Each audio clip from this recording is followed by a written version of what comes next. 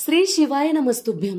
आपण आजच्या व्हिडिओत देवाऱ्यामध्ये तुम्ही देवासाठी पाण्याचा तांब्या किंवा ग्लास ठेवता का? ठेवत असाल तर या चुका करू नका। देवाऱ्यात जर तुम्ही देवासाठी तांब्यात पाणी ठेवत असाल तर त्या पाण्याचं काय करावं याविषयीची माहिती आपण या व्हिडिओत पाहणार आहोत। जर तुम्ही देवाऱ्यात ठेवलेल्या तांब्याविषयी या चुका करत असाल तर घरात अडचणी वाढू लागतात, घरातील लोकांची प्रगती होत नाही। अजून एक प्रश्न म्हणजे आपण देवाऱ्यात देवासाठी पाणी भरून ठेवतो, मग त्या पाण्याचं काय करावं? देवाऱ्यात पाण्याने भरलेला तांब्या किंवा ग्लास ठेवावे की नाही? तर देवाऱ्यात जेल ठेवणे तर याविषयीची सविस्तर माहिती आपण या व्हिडिओत पाहणार आहोत। व्हिडिओला सुरुवात करण्याआधी चॅनलला सबस्क्राइब करा, बाजूच्या घंटीला ऑल करा, त्यामुळेच मी टाकलेले प्रत्येक व्हिडिओ तुम्हाला पाहता येतील। तर मंडळी, देवाऱ्यात जल ठेवणे अत्यंत शुभ मानले जाते, कारण जल हे समृद्धीचे आणि संपत्तीचे प्रतीक आहे। देवाऱ्यात जल ठेवणे आवश्यक आहे, कारण जल हे असे आहे जिच्यामध्ये सर्व प्रकारची ऊर्जा शोषून घेण्याची शक्ती असते। आपण देवाऱ्यामध्ये पूजा करतो, मंत्र जाप करतो, पारायण करतो, ध्यान करतो, देवांची आराधना करतो आणि आपल्या सर्व इच्छा देवासमोर मांडत असतो। या सर्व गोष्टीची सकारात्मक ऊर्जा हे जल शोषून घेतं आणि हे जल देवाच्या सानिध्यात असल्यामुळे देवांची ऊर्जा सामावून घेतं आणि हे जल अभिमंत्रित होऊन ते अमृतासमान होतं। आपण देवाऱ्यात दिवा लावतो आणि जल पण ठेवत असतो। एक प्रकारे अग्नी आणि पाण्याचा समतोल राखला जातो, म्हणूनच देवाऱ्यात पाणी आणि दिवा प्रज्वलित केला जातो। तर मंडळी, आपण देवपूजा करताना एक तांब्याचा गडू किंवा छोटासा ग्लास आपल्या देवाऱ्यात देवासाठी पाणी भरून ठेवत असतो आणि दुसऱ्या दिवशी पूजा करताना हे पाणी टाकून देतो, सांडून देतो आणि दुसरे पाणी त्यामध्ये भरून ठेवतो।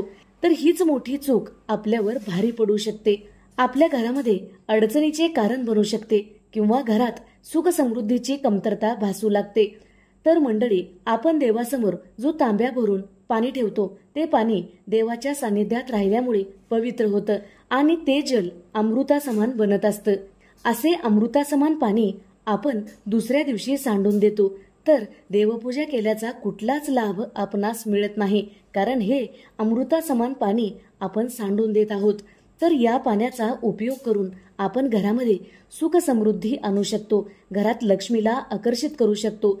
तर मंडळी, हे जल अभिमंत्रित झाल्यामुळे आपल्या घरावर येणाऱ्या सर्व संकटाचा व रोगाचा नायनाट करण्यासाठी या पाण्याचा उपयोग करू शकतो।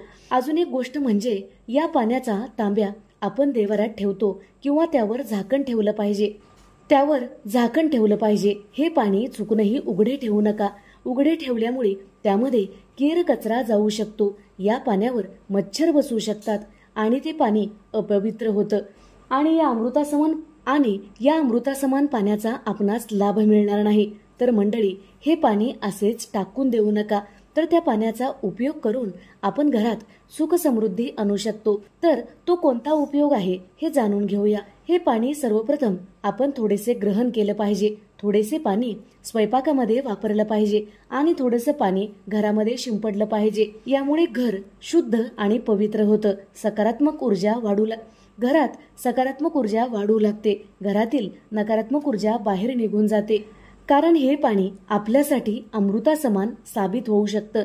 यामुळे घरातील लोकांची प्रगती होते, घरातील लोकांचे आचार विचार शुद्ध होतात आणि घरातील लोकांचे आरोग्य सुद्धा उत्तम राहते।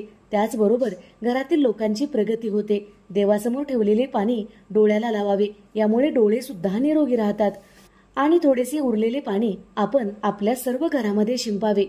घरात कोणी बिमार असेल तर त्यांना हे जल आवर्जून पाजलं पाहिजे, कारण हे जल खूप पॉवरफुल असतं, यामुळे रोगापासून मुक्ती मिळते।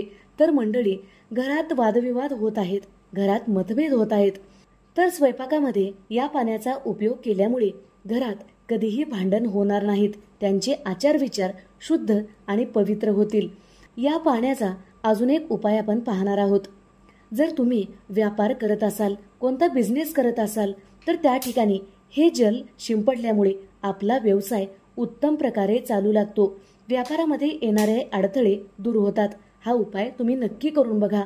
तर मंडळी, देवासाठी जे आपण पाणी ठेवतो ते तांब्याच्या किंवा पितळेच्या धातूमध्ये ठेवावे, तुम्ही चांदीच्या ग्लासमध्ये सुद्धा ठेवू शकता.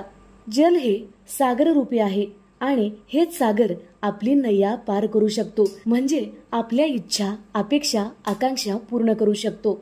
तर मंडळी, आपण सकाळ, दुपार, संध्याकाळ जसं भोजन करतो तेवढेच महत्वाचे देवासमोर पाणी ठेवणे आहे. देवाला आपण नैवेद्य दाखवतो, देवासमोर पाणी सुद्धा ठेवलं पाहिजे.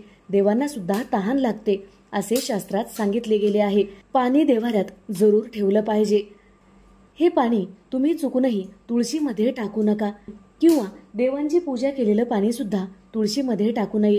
यामुळे तुमच्या घराला दोष लागू शकतो, कारण देवासमोर ठेवलेलं जल सर्व देवी देवतांनी ग्रहण केलेलं असतं.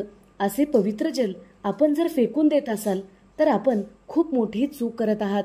तर मंडळी, देवासमोर ठेवलेल्या तांब्यातील पाणी घरातील सर्व लोकांनी मिळून पिलं पाहिजे. त्याचबरोबर घरात शिंपडलं पाहिजे. असं केल्यामुळे घरात सुख समृद्धी नांदू लागते. जर व्हिडिओ आवडलेला असेल तर नक्की लाईक करा, शेअर करा, सबस्क्राईब करा, बाजूच्या घंटीला ऑल करा. त्यामुळेच मी टाकलेले प्रत्येक व्हिडिओ तुम्हाला पाहता येतील. धन्यवाद.